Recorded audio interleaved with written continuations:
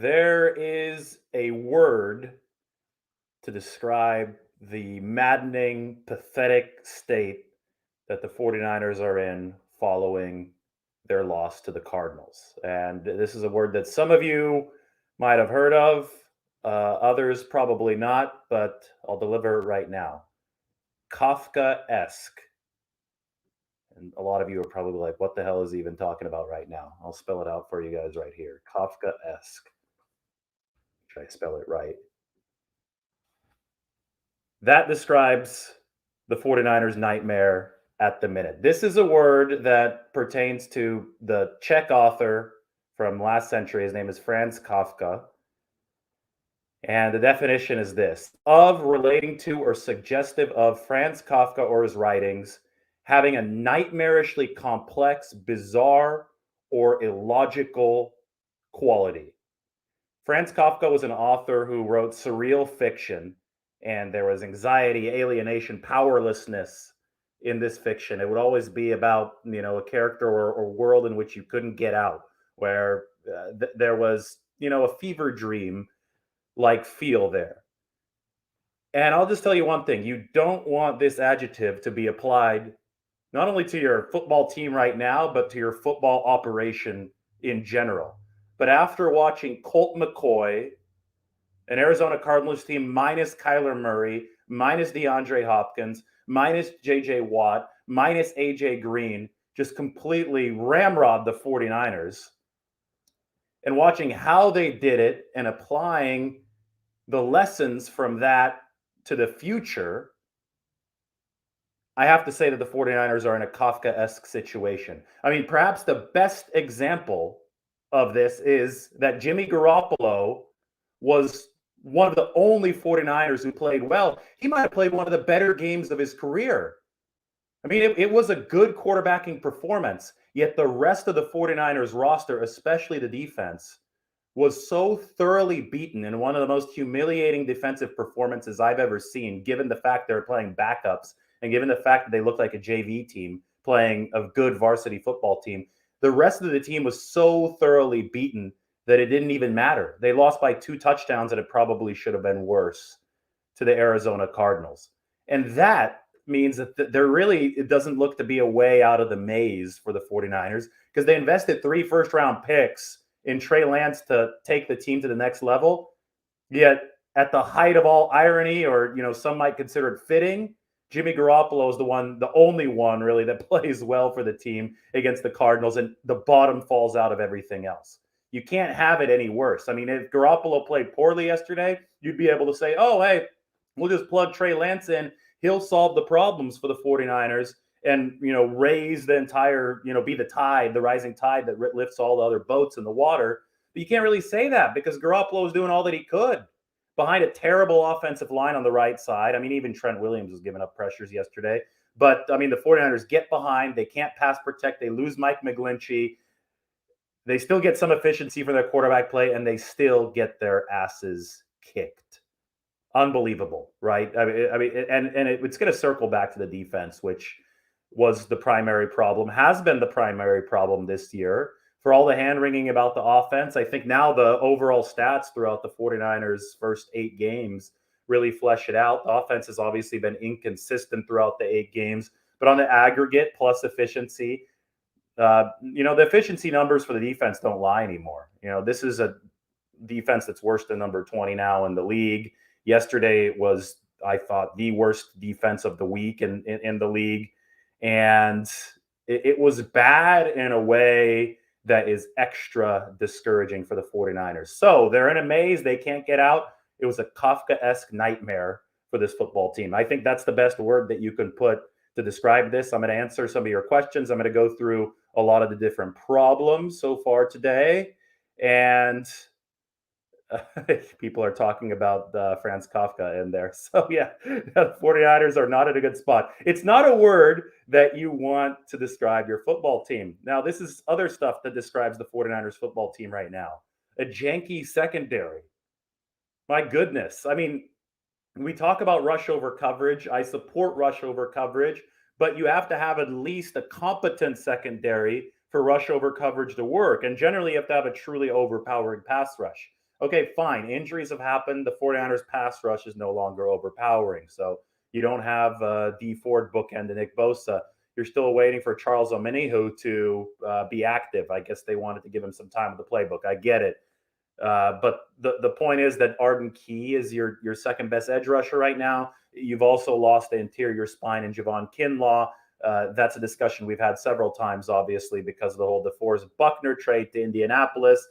Bottom line is the 49ers aren't good enough on the inside. Eric Armstead is playing there now to help supplement, that part of the defensive line. But there is no counterbalance to Nick Bosa, and you just don't have a dominant defensive line.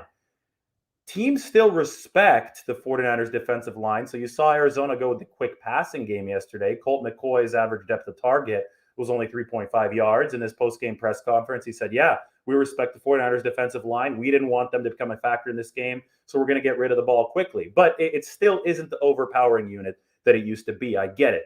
But all of the data points, teams trying to get rid of the ball quickly, 3.5 yards, average at depth of target for the opposing quarterback yesterday, screen passes, quick passes, whatever you want to call it, all of that lends itself to the, just the pure fact that the 49ers have to be able to perform outside of their front four. The back seven has to play football. The back seven has to tackle. It has to run to the football because that ball's going to be coming out quick. And Nick Bosa is not going to be able to save the day on every play, especially without a healthy D Ford helping him sandwich the quarterback before he can release a quick pass. They don't have that elite speed rusher. You could talk until you're blue in the face about Samson Ebukam not being as productive as the 49ers would have hoped that he'd be. But still, at the end of the day, elite edge rushers are $20 million players. Samson Ebukam is a $6 million player. They signed him for 2 years, $12 million.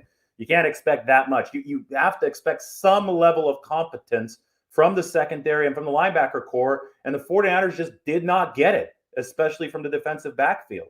Now, obviously, they had the injury to Jason Verrett, but to me, that's the biggest problem with this defense and maybe even this team. I don't think this was a bad defense on paper entering this season. In fact, I thought that, given perfect health, it had a chance to be a really good defense. We went through this position by position. They had good players on the defensive line. They had good players in the linebacker room. They had good players in the secondary. But that was assuming a perfect world. And while this 49ers defense might have been good to start the season, it was also fragile to start the season. And if an injury to Jason Verrett causes or begins a domino effect that makes the entire rest of the defense look like crap, which is exactly what's happened, you probably didn't have the sturdiest plan in place to begin with. Because Jason Verrett is an oft-injured player. And, I mean, he had literally become a meme for injuries in the NFL. It was Jason Verrett every single year something happened. And the 49ers tethered so much to Jason Verrett and so much to a guy like Jimmy Ward, who was also so oft-injured before 2019. Well, you saw it yesterday. Without Ward, without Jaquiski Tartt, without Jason Verrett, you have a janky secondary. You have Josh Norman, who's going to be 34 years old this month.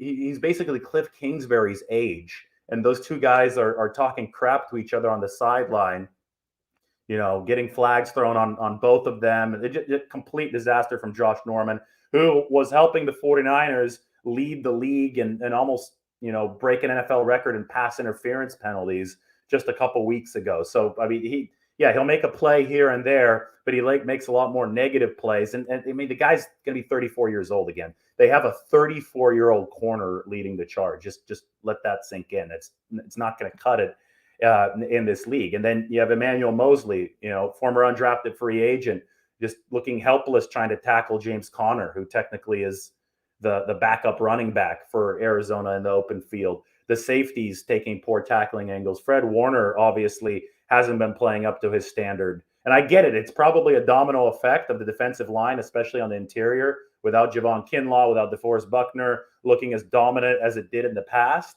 But defenses need star power to deliver. And the 49ers didn't have any star power deliver on defense yesterday. You have Nick Bosa, and he's maybe the only plus player right now, at least playing that way on the defense. You need the spine to come from Fred Warner when he's in there, because it certainly wasn't going to come from the back four. I mean, at this point, I haven't even mentioned Drake Kirkpatrick just getting run over. I mean, this was JV against varsity level type stuff. I mean, you don't you're not supposed to see this in the NFL. Colt McCoy, speaking of old guys on the field, I guess it's not an excuse that Josh Norman is about to be 34 because Colt McCoy's 35 and he straight up pushed back 49ers linebackers on that fourth down.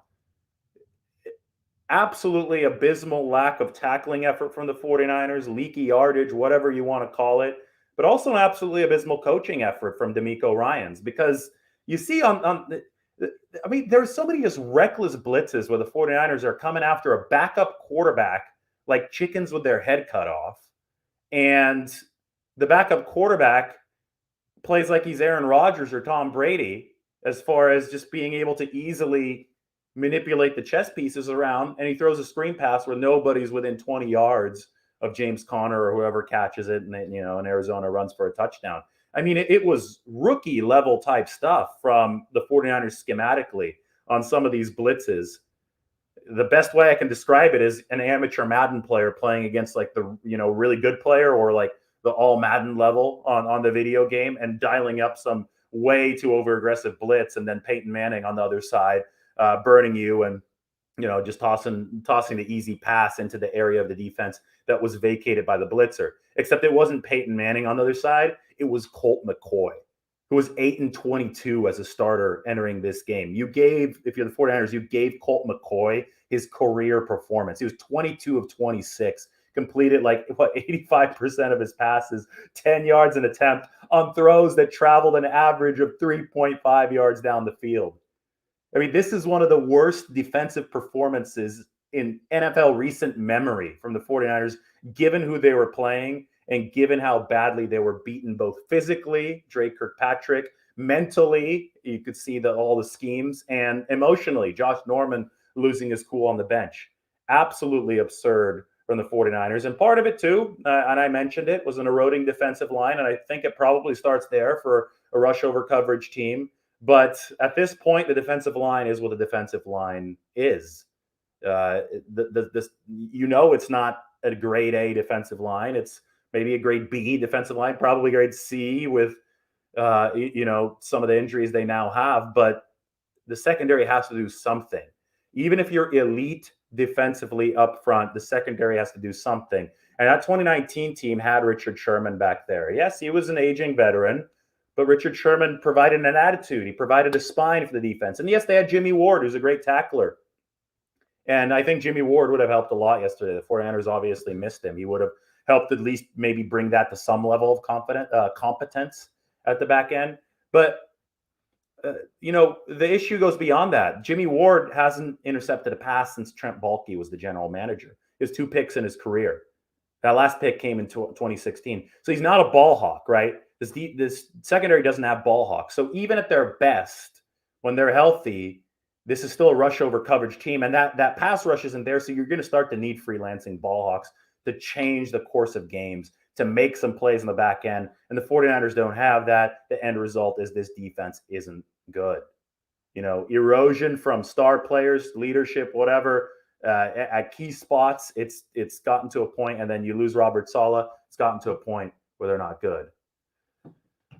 So I have just seen that Mike McGlinchey is done for the season. Yep, Mike McGlinchey tore his quad and is out for the season. So welcome to Tom Compton versus Von Miller for the 49ers on next Monday night. I'm going to put this as a little banner so we can talk about that next.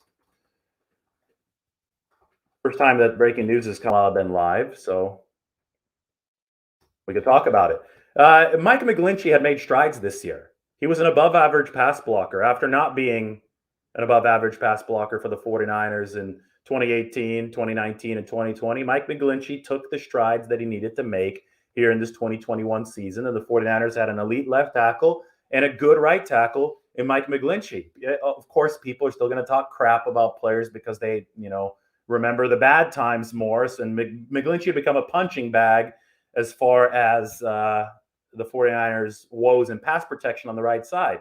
But he started to deliver in 2021. Now he's torn his quad, and he's done for the year. And I hope that the people who were still trashing Mike McGlinchey this season see what the alternative is. And it was Tom Compton, who was absolutely horrific for the 49ers on Sunday. Between Compton and Dan Brunskill on the right side, that line for the 49ers just got caved in by the Cardinals. And it was borderline miraculous that Jimmy Garoppolo still posted a good performance. I mean, again, Jimmy Garoppolo's the least of the 49ers' problems. He wasn't the problem. He played an efficient game for the 49ers, one of his best completion percentages over expectation in his career. And he did it with the right side of the offensive line that was completely caving in. So this was a formula to lose games for the 49ers. You're not strong up front on either front anymore. You're not deep enough on the offensive line. And I mean, I talk a lot about needing depth on the offensive line to be a true title contender. Well, the 49ers are not a true title contender because they only have 5 offensive linemen, maybe 4.5 because Brunskill's been struggling. But once you get to number 6, number 7, it gets rough. Now, maybe they get Jalen Moore in there on that right side. Kyle Shanahan, after the game yesterday, said that Jalen Moore wasn't ready to play on the right side, that they had prepared him to be Trent Williams back up on the left side. But he better get ready quick because Tom Compton is not going to cut it. And I don't even care if you're talking about contending in 2021 or not. You don't want, A, Jimmy Garoppolo to get hurt because of atrocious right tackle play. But B, even if you do start playing Trey Lance at some point because you think this is all lost cause, he needs to play with a better right tackle than Tom Compton. But the 49ers have this eroding sense of strength on both fronts, on the defensive line and the offensive line. And that's how a team full of backups like Arizona was able to come in and just kick their ass in that game on Sunday. 49ers also have an embarrassing lack of a spine. And this goes to both sides of the football. And we talked about it enough defensively already, right? They don't have that playmaker in the secondary that, Richard Sherman was for them. He was a spine for them in 2019, even when he played in 2020. Maybe Jimmy Ward kind of is. They didn't have that yesterday. Fred Warner's not playing like that at the linebacker level. Nick Bosa can't do everything himself on defense. So they don't have it on defense. The defense is a wet rag.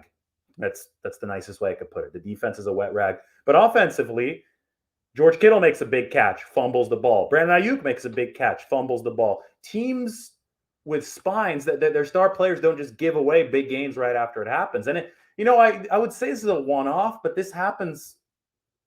It has happened for years now with the 49ers. They lose the turnover battle consistently.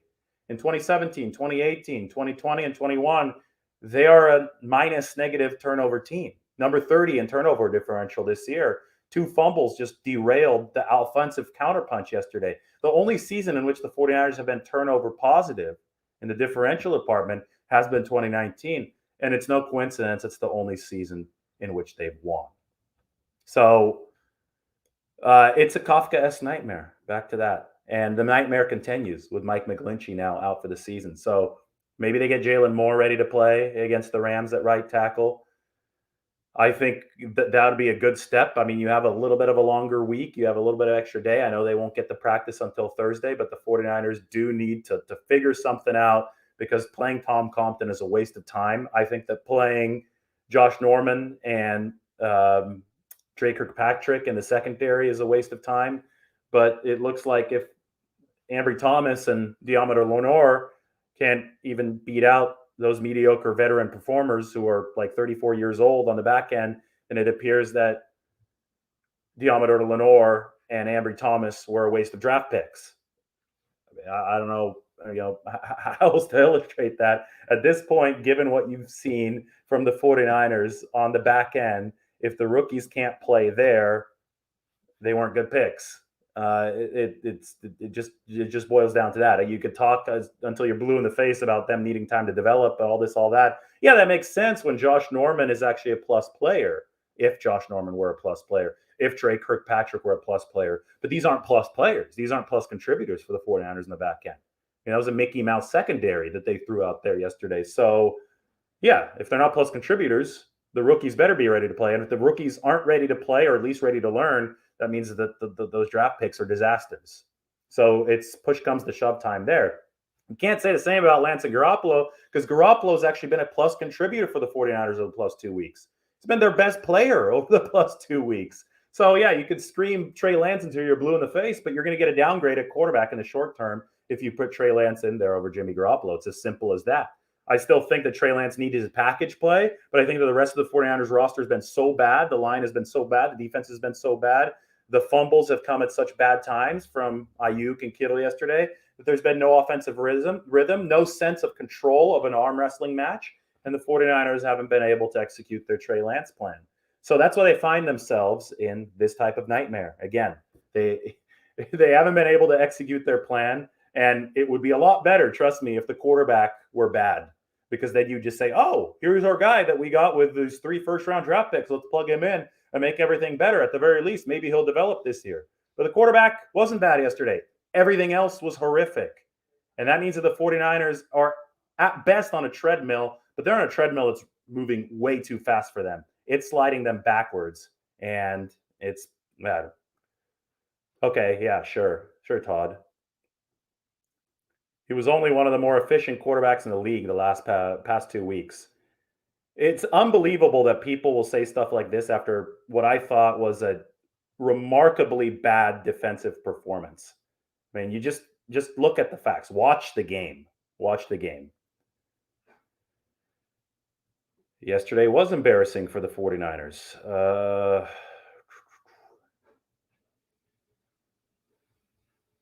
Well, the problem is they built something in 2019, but then they let it erode to this point in 2021.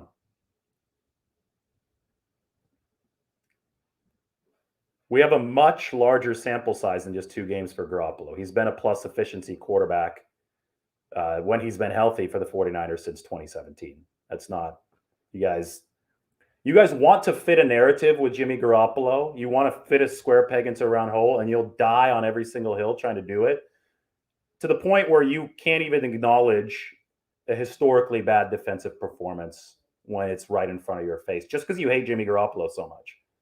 Sorry that I'm one of the few people that's fair about evaluations of Jimmy Garoppolo. I'll continue to be fair. But when a defensive performance that bad hits you in the face, when fumbles that bad from Ayuk and Kittle hit you in the face, you just got to take the punch. You got to take the punch and realize the 49ers, this actually puts the 49ers in deeper trouble than if Jimmy Garoppolo played poorly. It's not a homer take to say that Jimmy Garoppolo played well. In fact, the 49ers are probably in a more confounding situation because he did play well. That just shows you how weak the rest of this situation was for the team yesterday. All right.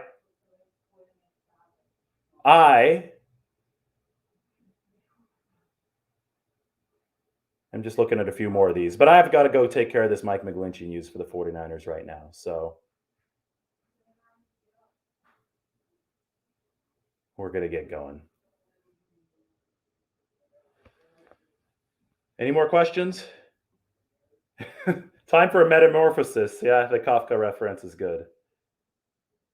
The 49ers do need a metamorphosis. They need a massive, massive change. Sermon is inactive. I mean, this just goes along with the theme of the day. The rookies are not good enough to perform, or the 49ers aren't developing them well enough to perform. I mean, this is a top-down failure for the 49ers. We talk about the lack of energy, whatever. Yes, defense is a big lack of energy. That's on the coaching staff. But the personnel department needs to make sure that whoever they're drafting fits with the coaching staff, or the staff needs to make sure that they develop them properly. That's not happening. I think the only rookie that played yesterday was active yesterday with Trey Lance, right? You had Lance in uniform. Aaron Banks wasn't in uniform. Trey Sermon wasn't in uniform. Ambry Thomas wasn't in uniform. Talanoa Hufanga was playing. Yeah, he started yesterday. That's it. Jalen Moore was in uniform, but he wasn't playing. And you needed him yesterday. And I don't think Jalen Moore's been bad for the 49ers. But the bottom line is you're not getting anything out of this draft class at a time when you could really use something out of the draft class. And that's why you're in this inescapable nightmare that I'm talking about. Oh, and Elijah Mitchell, yeah, 6th round pick. Elijah Mitchell's been so impressive to me that I don't even consider him a rookie anymore. So Elijah Mitchell's a bright spot on this football team. But the 49ers passed 45 times and only handed off to the running backs 10 times in this game yesterday. And for good reason. They got behind by a lot, and Arizona was stacking the box against the run. If the defense plays respectably well, that run pass ratio is much more balanced, and maybe you see more of Elijah Mitchell. We talk so much about complementary football, but it's impossible to play complementary football when your defense is bottom of the barrel bad. And you see the downstream effects. You see 45 passes, 10 runs. You leave Jimmy Garoppolo out to dry behind Tom Compton. And Jimmy still plays well, but it's not going to fix everything, as you can see. Football is a team sport. You need everybody to do their jobs. And when 90% of the team isn't doing their jobs, that's the result that you're going to get. Well, they abandoned the run game way too early because they're down by 17 points. I mean, and Arizona's challenging him to pass. And Garoppolo took the challenge and he threw for over 300 yards. I mean, what else are they supposed to do? Again, different parts of the game are going to contribute more heavily to various losses. Yesterday, it was that defensive side of the ball. All right, guys, I'll do more of these videos, but thanks for your questions. Appreciate them all. We're going to go back to the banner. It was a Kafkaesque performance of the 49ers, and you never want that word to describe your football team. Everybody take care. I'm going to go start tweeting, so subscribe on YouTube, follow on Twitter. We're going to go talk about the Mike McGlinchey injury now. Take care.